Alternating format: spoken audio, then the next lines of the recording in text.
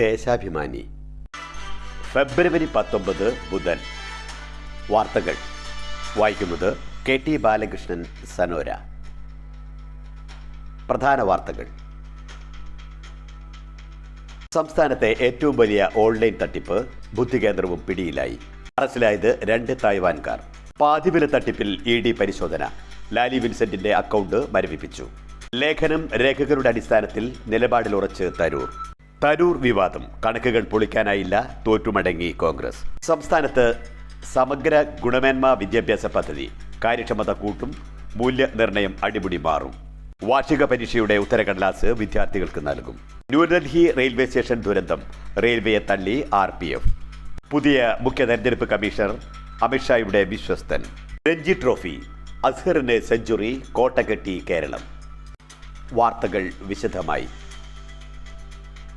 സംസ്ഥാനത്ത് രജിസ്റ്റർ ചെയ്ത ഏറ്റവും വലിയ ഓൺലൈൻ തട്ടിപ്പിലെ പ്രധാന കണ്ണിയായ രാജ്യാന്തര കുറ്റവാളിയെ കണ്ടെത്തി അറസ്റ്റ് ചെയ്തത് കേരള പോലീസ്. ഓഹരി വിപണിയിലൂടെ വൻ ലാഭം വാഗ്ദാനം ചെയ്ത് ചേർത്തലയിലെ ഡോക്ടർ ദമ്പതികളിൽ നിന്നും 7.65 കോടി രൂപ തട്ടിയ കേസിൽ 2 തായ്വാൻകാരാണ് പിടിയിലായത്. രാജ്യത്തിനകത്തും പുറത്തുമായി നിരവധി ഓൺലൈൻ തട്ടിപ്പുകളിലെ ബുദ്ധികേന്ദ്രമായ തായ്വാൻ പൗരന്മാർ വാങ് ചെൻ ഹു സുമോക്ക 26, ഷെൻ വോഹൌ കൃഷ്ണ 35 എന്നിവരുടെ അറസ്റ്റ് കേരള പോലീസിന്റെ അന്വേഷണ മികവിന് മറ്റൊരു ഉദാഹരണമായി. രാജ്യത്ത് തന്നെ ഓൺലൈൻ തട്ടിപ്പിൽ ഏറ്റവും കൂടുതൽ പ്രതികളെ അറസ്റ്റ് ചെയ്തത് കേരളത്തിലാണ്. കേസിൽ മുമ്പ് പിടിയിലായ പ്രതികളിൽ നിന്നും ലഭിച്ച വിവരങ്ങളുടെ പ്രകാരം ബാംഗ്ലൂരു കേന്ദ്രീകരിച്ചാണ് ഇവർ തട്ടിപ്പ് നടത്തിയിരുന്നത്. സംസ്ഥാനത്ത് നടന്ന മറ്റ് ഓൺലൈൻ സാമ്പത്തിക തട്ടിപ്പ് കേസുകളിലും ഇവർ പ്രതികളാണെന്ന് പോലീസ് സംശയിക്കുന്നു. ഓഹരി വ്യാപാര സ്ഥാപനങ്ങളുടെ പേരിൽ നടക്കുന്ന ഓൺലൈൻ നിക്ഷേപ തട്ടിപ്പ് അന്വേഷണത്തിനോട് പണം വീണ്ടെടുക്കലിലും ബോധവൽക്കരണത്തിനും മുന്നിൽ കേരള പോലീസ്. ഓൺലൈൻ തട്ടിപ്പിൽ രാജ്യത്ത് കൂടുതൽ പ്രതികൾ വരയിലാകുന്നത് കേരളത്തിലാണ്. കേരളം വ്യവസായ സൗഹൃദത്തിൽ ഒന്നാമതായതിൽ അഭിമാനമെന്ന് മലയാളത്തിന്റെ പ്രിയ താരം മമ്മൂട്ടി. 21, 22 തീയതികളിൽ കൊച്ചിയിൽ നടക്കുന്ന ഇൻവെസ്റ്റ് കേരള നിക്ഷേപ സംഗമത്തിന് ആശംസകൾ അർപ്പിച്ച് വീഡിയോയിലാണ് മമ്മൂട്ടി കേരളം കൈവരിച്ച നേട്ടത്തെ അഭിനന്ദിച്ചത്. വ്യവസായ മന്ത്രി P. രാജീവ് ഫേസ്ബുക്കിൽ പോസ്റ്റ് ചെയ്ത വീഡിയോ മിനിറ്റുകൾക്കകം പ്രമുഖർ ഉൾപ്പെടെ നൂറുകണക്കിന് ആളുകൾ പങ്കിട്ടു. പാതിവിലക്ക് സ്കൂട്ടറടക്കം വാഗ്ദാനം ചെയ്ത് കോടികൾ തട്ടിയ കേസിൽ KPCC മുൻ വൈസ് പ്രസിഡന്റ് ലാലി വിൻസെന്റ് അടക്കം ബാങ്ക് അക്കൗണ്ട് എൻഫോഴ്സ്മെന്റ് ഡയറക്ടറേറ്റ് മരവിപ്പിച്ചു. ലാലി വിൻസെന്റിന്റെ ഓഫീസിലും വീട്ടിലും നടത്തിയ പരിശോധനയുടെ തുടർന്നാണ് അക്കൗണ്ട് മരവിപ്പിച്ചത്. മുഖ്യപ്രതി അനന്തകൃഷ്ണൻ ഉൾപ്പെടെയുള്ളവരുടെ അക്കൗണ്ടുകളും മരവിപ്പിച്ചു. LDF സർക്കാരിന് കീഴിൽ കേരളം വ്യാവസായിക മേഖലയിൽ കൈവരിച്ച മുന്നേറ്റത്തെ പ്രകീർത്തിച്ചത് കൃത്യമായ രേഖകളുടെ അടിസ്ഥാനത്തിലാണെന്ന് ഹൈക്കമാൻഡിനെ ബോധ്യപ്പെടുത്തി ശശി തരൂർ. കേന്ദ്ര വാണിജ്യ വ്യവസായ മന്ത്രാലയം തയ്യാറാക്കുന്ന ഈസി ഓഫ് ഡൂയിങ് ബിസിനസ് പട്ടികയിൽ കേരളം ഒന്നാമത് എത്തിയതിന്റെ അടിസ്ഥാനത്തിലാണ് കേരളത്തെ പ്രകീർത്തിച്ചതെന്നും തരൂർ കോൺഗ്രസ് പ്രസിഡന്റ് മല്ലികാർജ്ജുൻ ഖാർഗെയും പ്രതിപക്ഷ നേതാവ് രാഹുൽ ഗാന്ധിയെയും അറിയിച്ചു. കേരളത്തിലെ വ്യവസായ പുരോഗതിയെപ്പറ്റി ശശി തരൂരിന്റെ ലേഖനത്തിൽ പറഞ്ഞ വസ്തുതകൾ തള്ളിക്കളയാനാകില്ലെന്ന് മനസ്സിലാക്കി കോൺഗ്രസ് വിവാദത്തിൽ നിന്നും പിന്മാറുന്നു. ആരോപണങ്ങൾക്ക് വ്യവസായ മന്ത്രി തെളിവ് നിരത്തി മറുപടി പറഞ്ഞതോടെ മിണ്ടാട്ടമില്ലാതെ പ്രതിപക്ഷ നേതാവ് VD സതീശൻ ചൊവ്വാഴ്ച മാധ്യമങ്ങളെ കാണാൻ കൂട്ടാക്കിയില്ല. ഉന്നയിച്ച ആരോപണങ്ങളെല്ലാം വിഴുങ്ങി ഒരു വാർത്താക്കുറിപ്പിറക്കി വികസന വിരുദ്ധ നിലപാട് സ്വീകരിച്ചില്ലെന്നും ആഗോള നിക്ഷേപ ഉച്ചകോടിയിൽ പങ്കെടുക്കുമെന്നും ഇതിൽ വ്യക്തമാക്കിയിട്ടുണ്ട്. സർക്കാരിനും സ്വന്തം പാർട്ടിക്ക് നേരെ പ്രതിപക്ഷ നേതാവ് VD സതീശൻ തൊടുക്കുന്ന അമ്പുകൾ തിരിഞ്ഞുകുത്തുന്നതിൽ കോൺഗ്രസുകാർക്ക് അമർഷം. സംസ്ഥാനത്ത് ഓരോ വിദ്യാർത്ഥിയെയും ചേർത്ത് പിടിച്ചുള്ള വിദ്യാഭ്യാസ നടത്തിപ്പിലൂടെ അക്കാദമിക രംഗത്ത് കൂടുതൽ മികവേകാൻ സമഗ്ര ഗുണമേന്മ പദ്ധതിയുമായി വിദ്യാഭ്യാസ വകുപ്പ്. Speaker N. ഷംസീർ പദ്ധതി ഉദ്ഘാടനം ചെയ്തു. പൊതുവിദ്യാഭ്യാസ സംരക്ഷണ യജ്ഞം വിദ്യാഗ്രഹണ പദ്ധതിയിലൂടെ സ്കൂളുകൾ വിദ്യാഭ്യാസ നിലവാരത്തിൽ വലിയ മാറ്റങ്ങൾ വരുത്തി.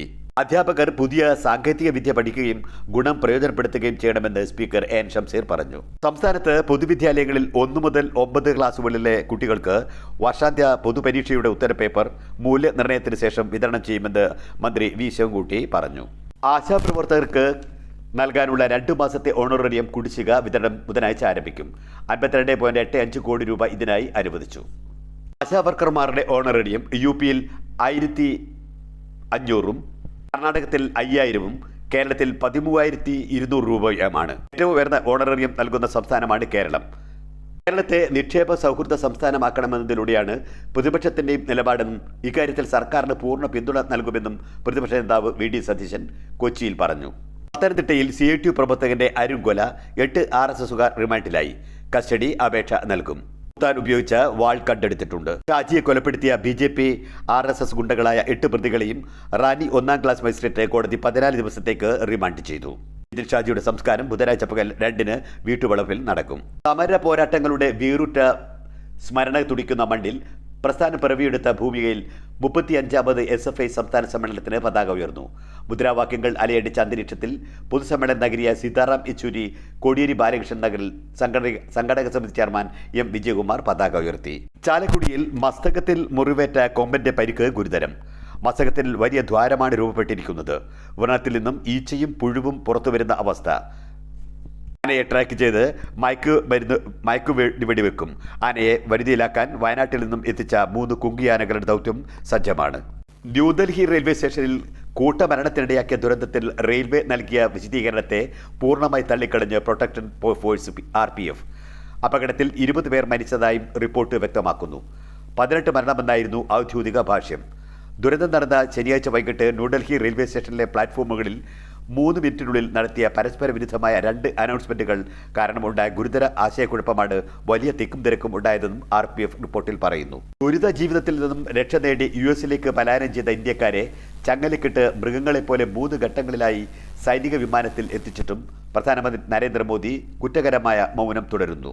അധികൃതമായി ആളുകളെ കടത്തുന്ന റിക്രൂട്ടിംഗ് ഏജൻസിക്കെതിരായി നടപടികൾ സ്വീകരിച്ചിട്ടില്ല.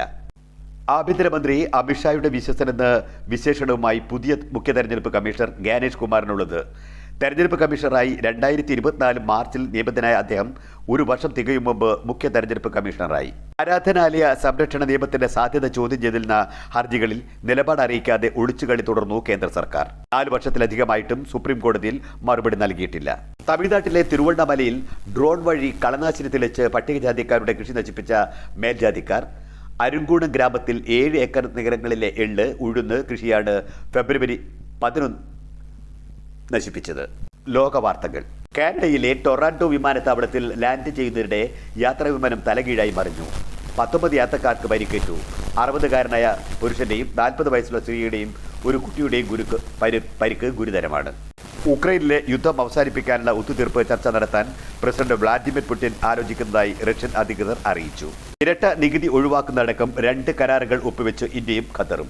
ഇന്ത്യയിൽ സന്ദർശനം നടത്തുന്ന ഖത്തർ അമീർ ഷെയ്ഖ് തമീം ബിൻ ഹമൽ അൽഥാനിയും പ്രധാനമന്ത്രി നരേന്ദ്രമോദി നടത്തിയ കൂടിക്കാഴ്ചയിലാണ് കരാറുകൾ ഒപ്പിട്ടത്.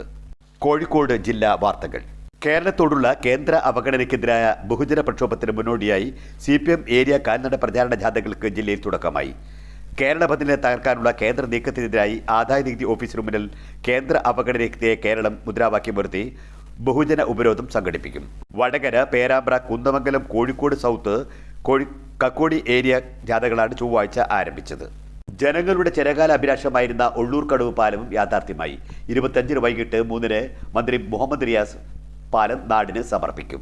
ബാലുശ്ശേരി മണ്ഡലത്തിലെ ഉള്ളിയേരിയെയും കൊയിലാണ്ടി മണ്ഡലത്തിലെ ചെങ്ങോട്ടുകാവ് പഞ്ചായത്തിനെയും ബന്ധിപ്പിക്കുന്നതാണ് പാലം. പാഴായ മരുന്ന് തലവേദനയാക്കില്ല, നീക്കാൻ ഹരിത കർമ്മസേന. പദ്ധതി രാജ്യത്ത് ആദ്യം. മരുന്നുകൾ എടുക്കാൻ വീട്ടിൽ ഹരിത കർമ്മസേനയെത്തും.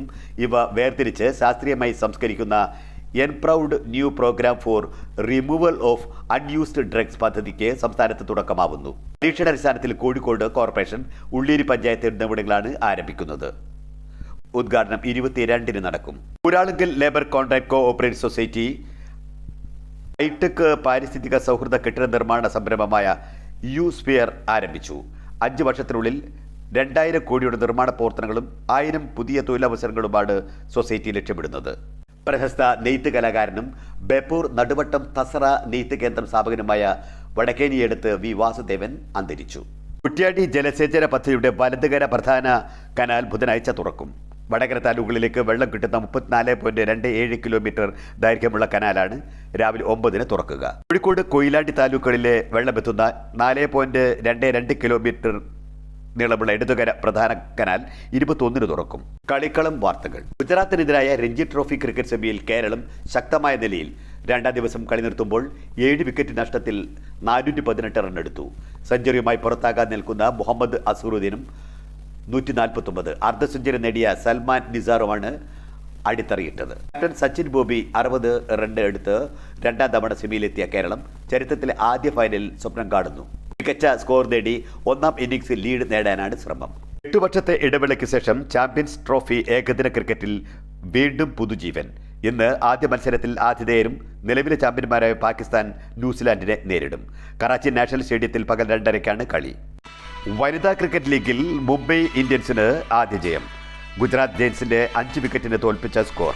ഗുജറാത്ത് 120, മുംബൈ 122-5. കേരള പ്രീമിയർ ഫുട്ബോൾ ലീഗിൽ ഗോകുലം കേരള FC 2-1 പറപ്പൂർ ഫുട്ബോൾ ക്ലബിനെ തോൽപ്പിച്ചു. വിജയികളായി എസ് സ്റ്റാലിനും ലിബിൻ ബോബിയും ഗോളടിച്ചു. പീയൂഷ് ആശ്വാസ് ഗോൾ നേടി. വാർത്തകൾ കഴിഞ്ഞു.